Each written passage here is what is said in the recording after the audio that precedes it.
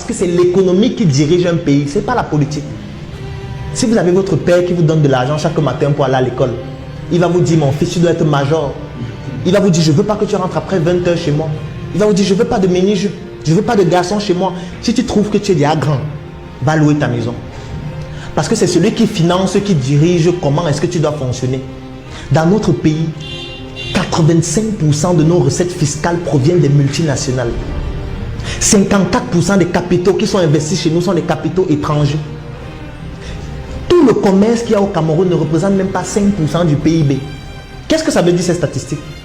Les recettes fiscales, pour ceux qui connaissent le b.a.-ba de l'économie, savent que c'est avec les recettes fiscales qu'on paye les fonctionnaires, qu'on construit les routes, qu'on construit les hôpitaux. Et 85% de cet argent provient des multinationales. Ça veut dire provient des personnes qui viennent d'ailleurs. Et dans l'histoire, aucun peuple n'est allé dans un autre pays développer ce pays-là. Donc aucun pays n'a quitté son pays pour aller dans un autre pays le développer. Donc quand quelqu'un vient chez vous, c'est toujours pour des intérêts.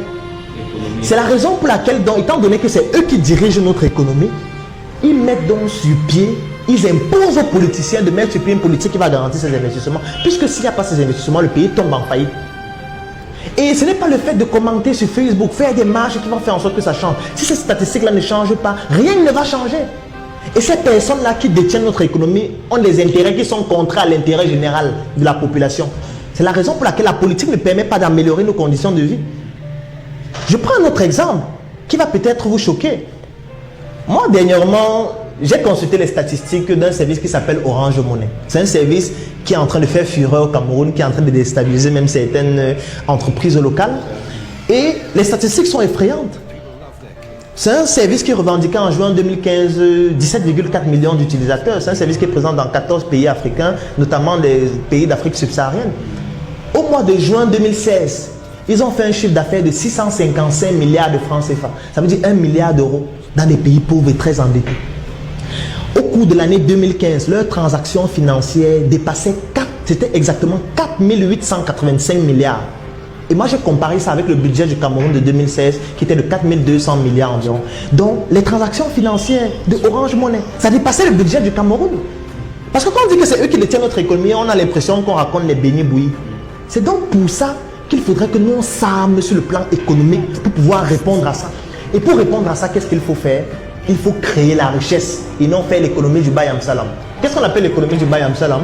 C'est le fait que vous allez voir, on va vous dire que les Bamileke et les Nordis sont l'économie du pays. Quand je suis des choses comme ça me fait rigoler. Ça ne veut absolument rien dire, ils ne détiennent rien. Ils ne détiennent rien, pourquoi? Parce que vous allez aller dans un grand hôtel détenu par un Bamileke. Je ne vais pas citer d'hôtel. Vous allez voir que la moquette est importée. Les tasses de lait sont importées, le lait est importé, les draps sont importés, les tables sont importées, les serrures sont importées. Tout est importé, les cheveux sont importés, même les cerveaux sont importés. Ça fait donc quoi? Ça fait que cet hôtel est en train de travailler pour donner des devises à d'autres pays qui produisent ça. Puisque nous on ne produit rien, même le fudant. Parce que si vous fabriquez votre cacao, vous voulez vendre votre cacao à la Belgique, on ne vous paye pas en francs CFA. Un autre problème encore, le franc des colonies françaises d'Afrique. On vous paye en devises. Et étant donné que c'est la France qui garantit notre monnaie, ce n'est même plus seulement la France, c'est désormais l'Union européenne, on verse toutes nos devises au trésor français. 50% de ces devises-là, c'est la France qui les détient, qui prend ça, parce qu'ils garantissent notre monnaie. Et nous, on n'a que 50%. Et étant donné que nous, on ne produit pas suffisamment, ça veut dire qu'on n'a pas beaucoup de devises. Chaque fois qu'on consomme un produit qui vient d'ailleurs, on est en train de donner des devises à ces pays-là. Mais sauf qu'il faut, à un moment, il va falloir rembourser. Comme nous, on ne produit pas suffisamment de devises, ça fait que le déficit devient de plus en plus grand. C'est pour ça que vous entendez parler de dévaluation de la monnaie. C'est pour ça que vous entendez parler de plan d'ajustement structurel. Parce qu'on ne produit rien.